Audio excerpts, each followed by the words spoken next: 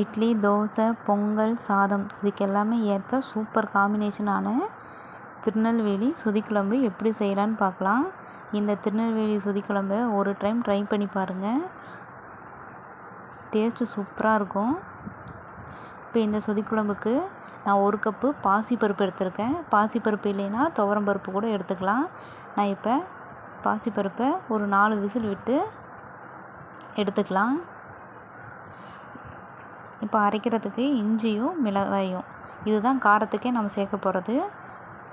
நீங்கள் பச்சை மிளகாயும் சேர்த்து அரைச்சிக்கலாம்.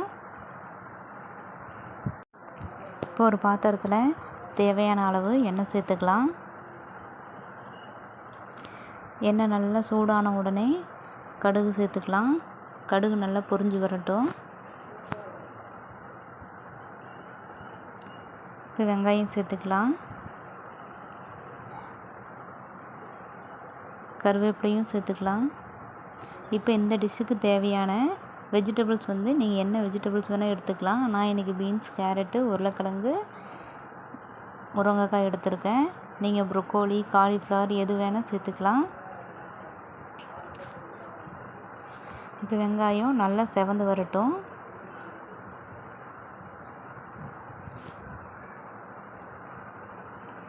இப்போ இந்த டைம் நம்ம அரைச்சி வச்சுருப்போம்ல பேஸ்ட்டு, இஞ்சியும் மிளகாயும் போட்டு அரைச்சி வச்சுருக்கோம். அந்த பேஸ்ட்டை நம்ம இதில் சேர்த்துக்கலாம்.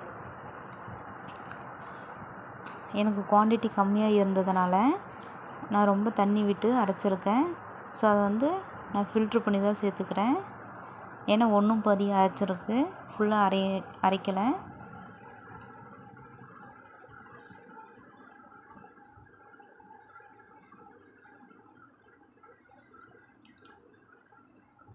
ஸோ அதனால் இந்த மாதிரி கையில் ஃபில்ட்ரு பண்ணி சேர்த்துக்கிறேன். ஏன்னா இது அப்படியே போட்டோம்னா வாயில் தென்படும், அப்போ நல்லா இருக்காது. குட்டீஸுங்களாம் விரும்ப மாட்டாங்க, சாப்பிட மாட்டாங்க. ஸோ அதனால் நான் ஃபில்ட்ரு பண்ணி சேர்த்துக்கிறேன். இப்போ நம்ம வெஜிடபிள்ஸ் எல்லாமே கட் பண்ணி வச்சுருந்தோம். இப்போ அதை நல்லா வாஷ் பண்ணி சேர்த்துக்கலாம்.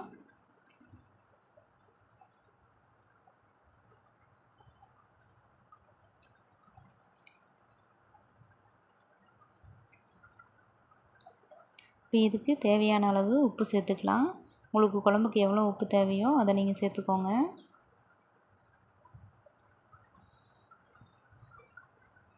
இப்போ நம்ம ஏற்கனவே பாசிப்பருப்பை 4 விசில் விட்டு வேக வச்சு வச்சுருக்கோம். அதையும் இதில் சேர்த்துக்கலாம்.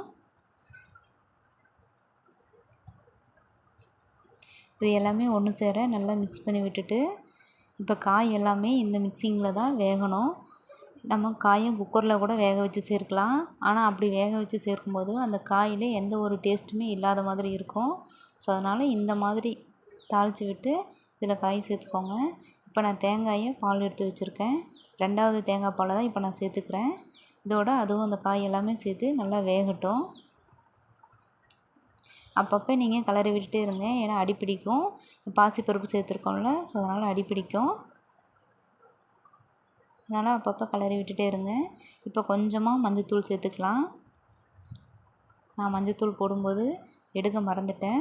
ஸோ அதனால் இப்போ நான் உங்களுக்கு காட்டுறேன். மஞ்சத்தூள் லைட்டாக சேர்த்துக்கோங்க. இப்போ காய் நல்லா வெந்துருச்சான்னு செக் பண்ணி பார்த்துட்டு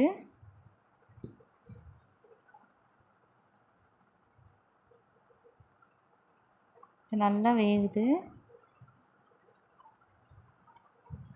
இப்போ நம்ம முதல் தேங்காய் பாலை நம்ம சேர்த்துக்கணும். ஸ்டவ் ஆஃப் பண்ணிவிட்டு முதல் தேங்காய் பால் சேர்த்துக்கோங்க. ஏன்னா ஸ்டவ் ஆஃப் பண்ணாமல் முதல் தேங்காய் பால் சேர்த்துனீங்க அப்படின்னா அது திரிஞ்சு போன மாதிரி ஆயிரும். ஸோ அதனால் இப்போ நான் ஆஃப் பண்ணிவிட்டு நான் சேர்த்துட்டேன். அதை நான் வீடியோ எடுக்க மறந்துட்டேன். ஸோ அதனால் நான் சேர்த்துட்டேன். இப்போ கொத்தமல்லி போட்டு சர்வ் பண்ணிக்கலாம். அவ்வளோதான் ஃப்ரெண்ட்ஸ்.